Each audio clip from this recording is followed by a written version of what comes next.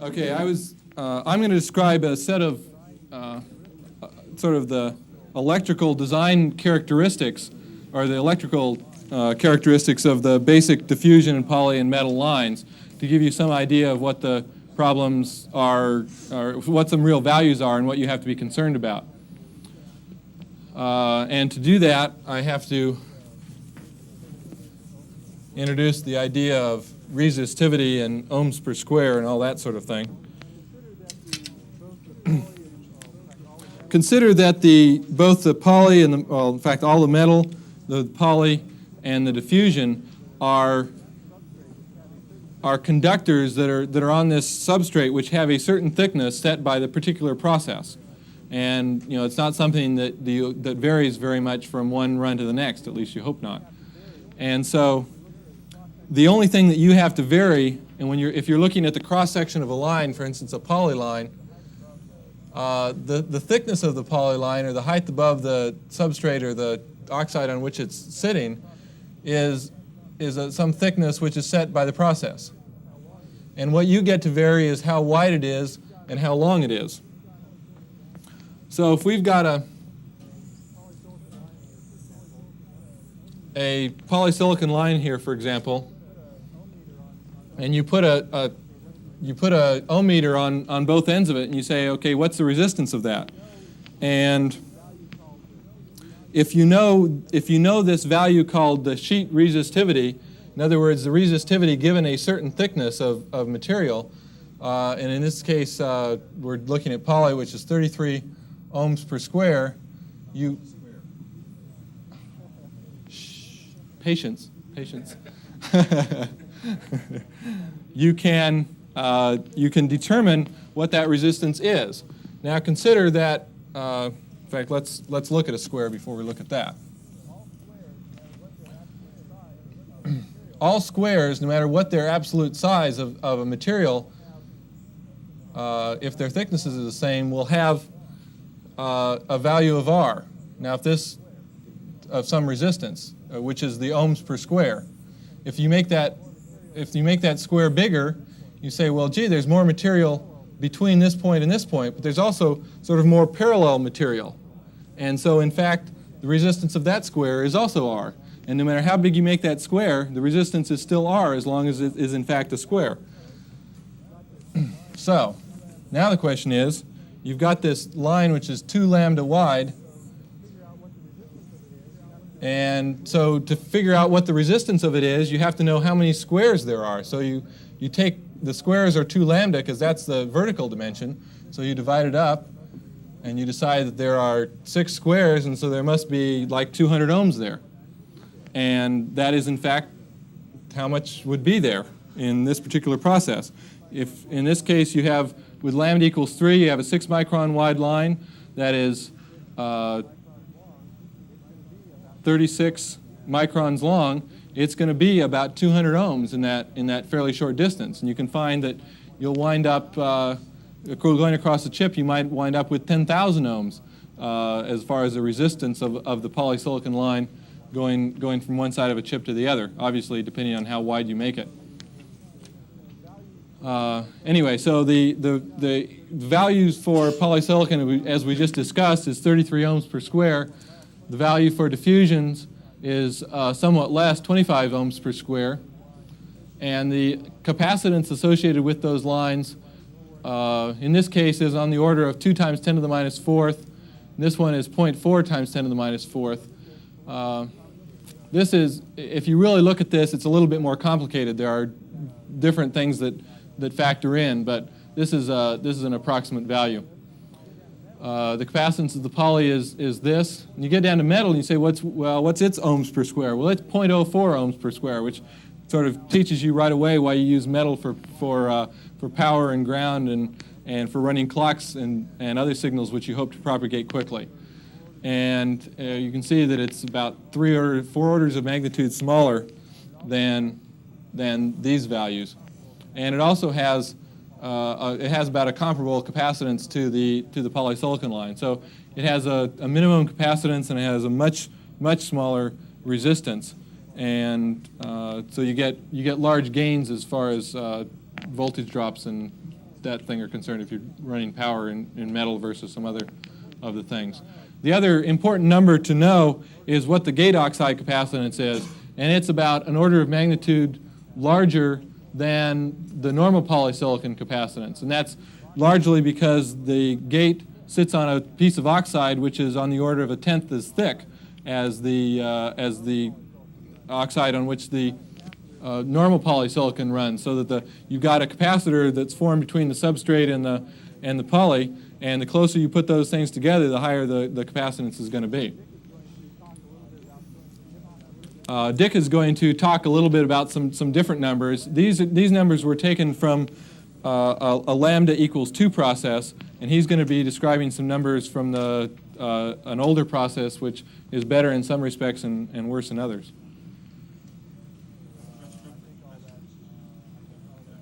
I think all that, I don't know if that's characterized in detail or not. I think you can calculate that based on the permittivity of the substrate material and so forth. We have not worried a bunch about it, but you do have to be concerned. If you have clock lines crossing data lines, for example, in that chip, you have to worry about coupling between the two, and that is a factor in in designs.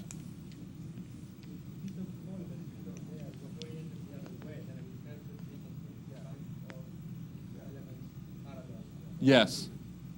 Yes. Pardon? No matter how much the components a big square, it's still the same answer. No matter how big the square is. Is that what you're? No. Suppose that it takes an arbitrary scale. Then I can think of it in various ways as pieces in parallel or pieces in Yes. series. Yes. And I will still get the same answer no matter how I do it. Yes, I say that with a little reluctance because I don't know. I mean, you may dream up some way that it doesn't follow, but in general, that's true.